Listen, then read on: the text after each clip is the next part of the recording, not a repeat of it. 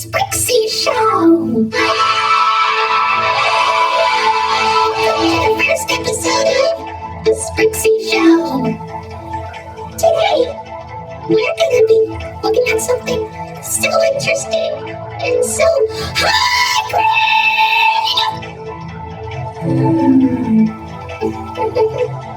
Oopsies.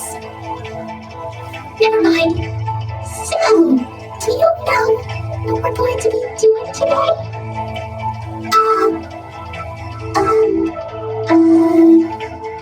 A review? You betcha! Are you excited? Because I'm excited.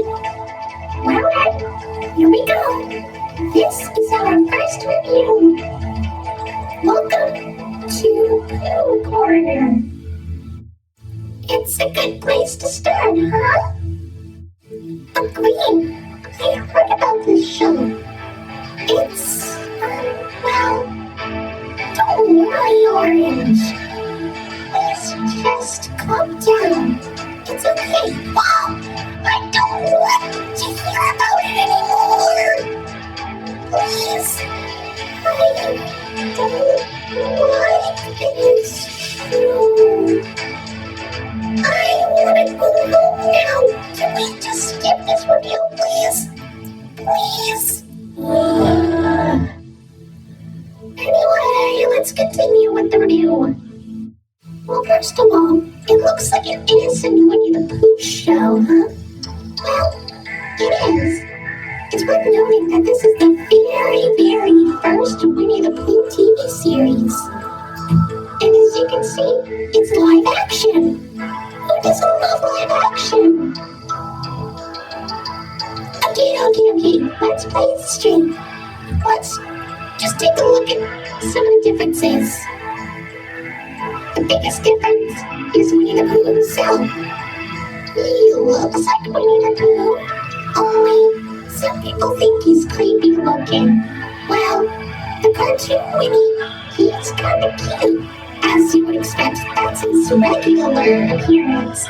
But the live action part of the corner,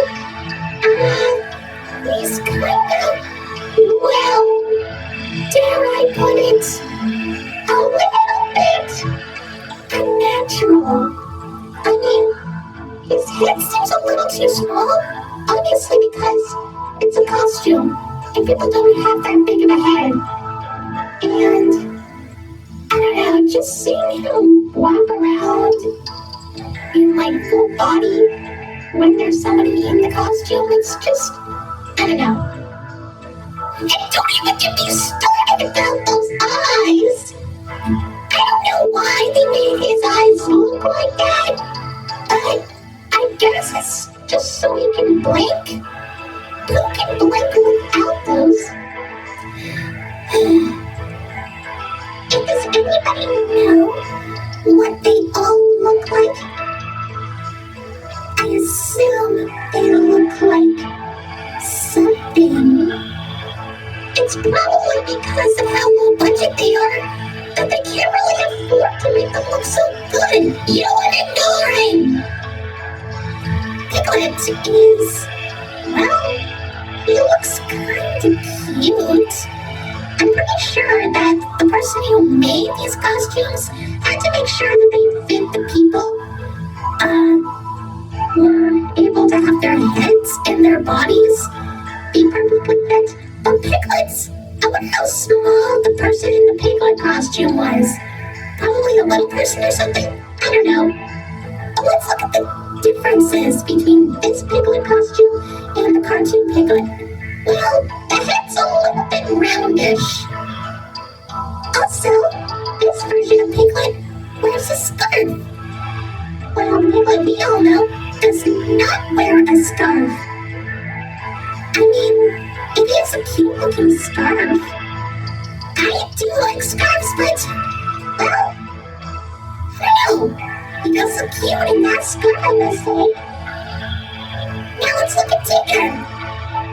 I understand Tigger is known to bounce on his tail, but because this is live action, I'm guessing there was no way they were able to make him bounce on his tail.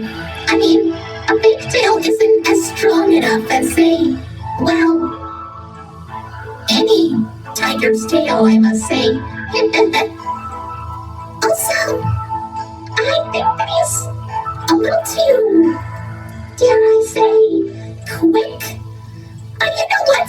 I guess that's what makes Sticker funny. He's supposed to be really energetic.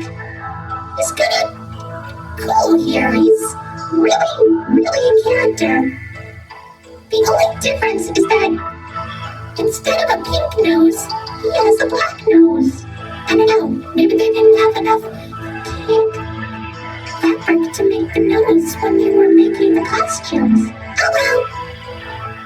Now as for Eeyore, he is considered to be, well, an old gray donkey. As he is. But the thing is about this version of Eeyore is that he's less depressed and more cheerful.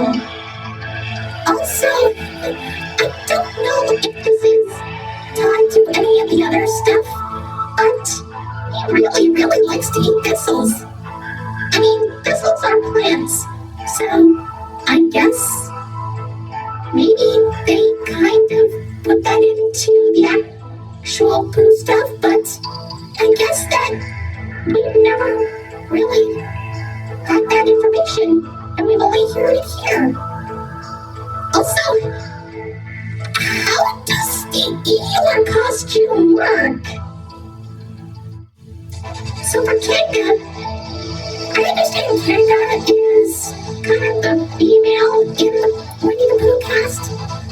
I've just seen the live-action version of Kanga, well, in Welcome to Pooh Corner form. She kind of looks a little bit like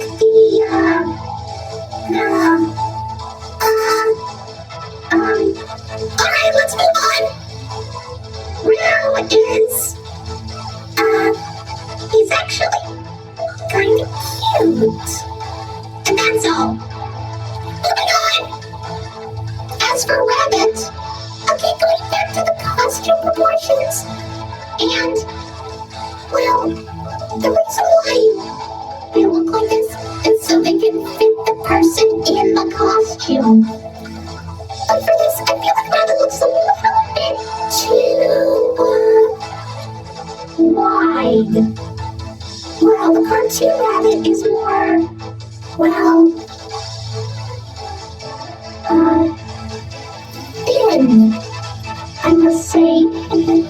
Also, I noticed that Rabbit is less cranky than his original cartoon counterpart.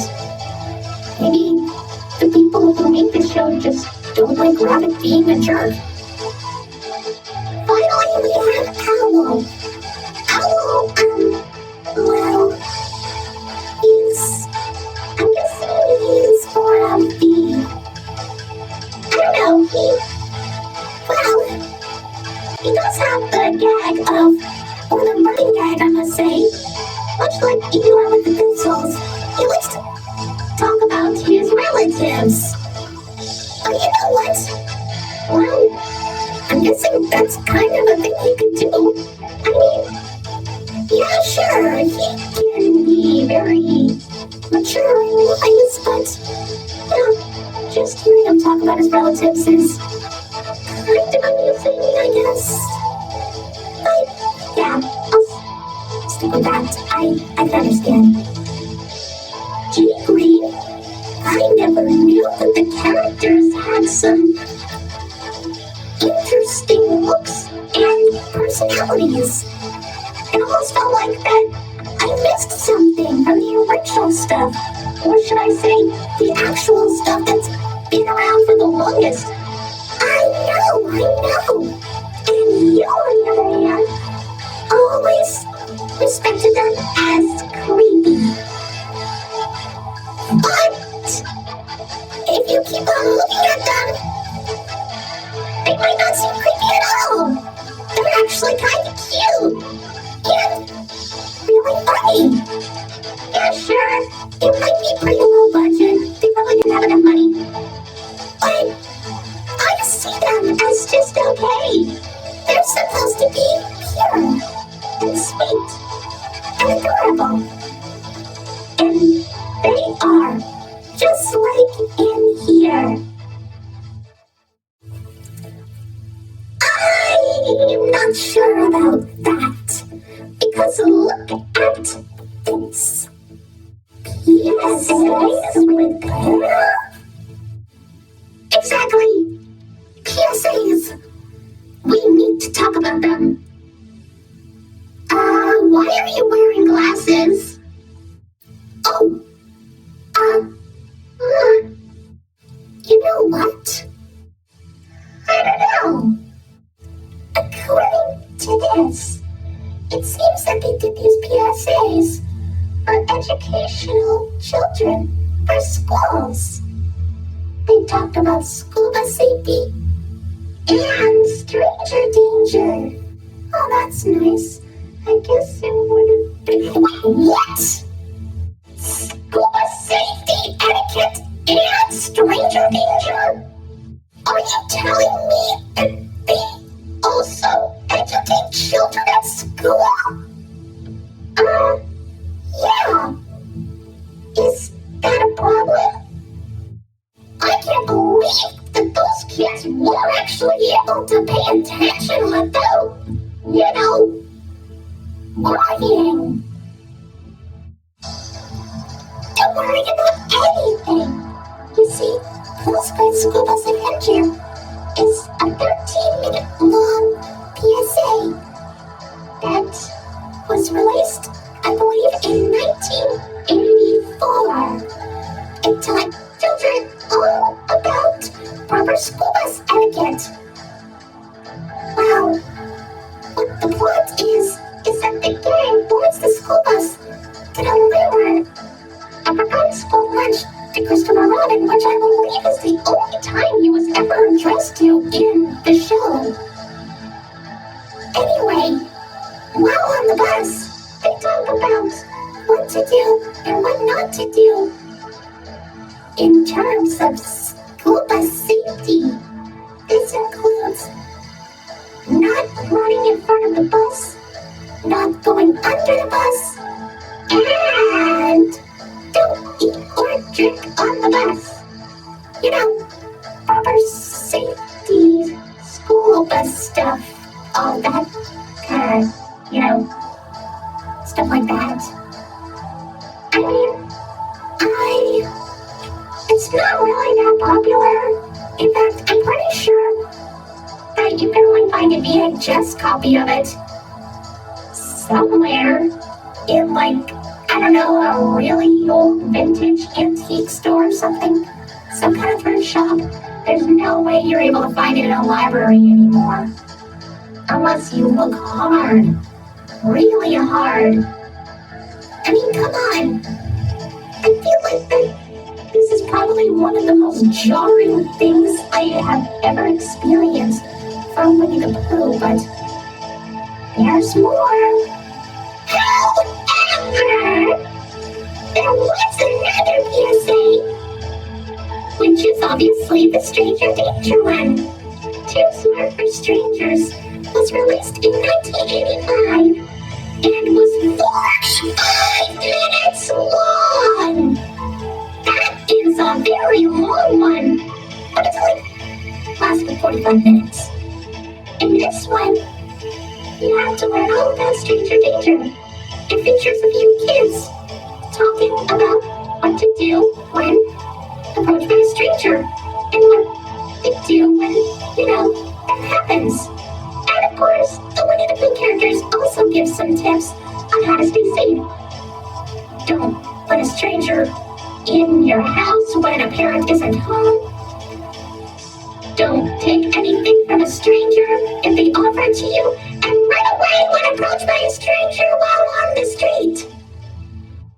The reason why this is so infamous is because, they also talk about molestation, which is, touching private parts. They talk about private parts in this. But despite all of that, it's still a really good show, just like all the other ones. Well, that's our show.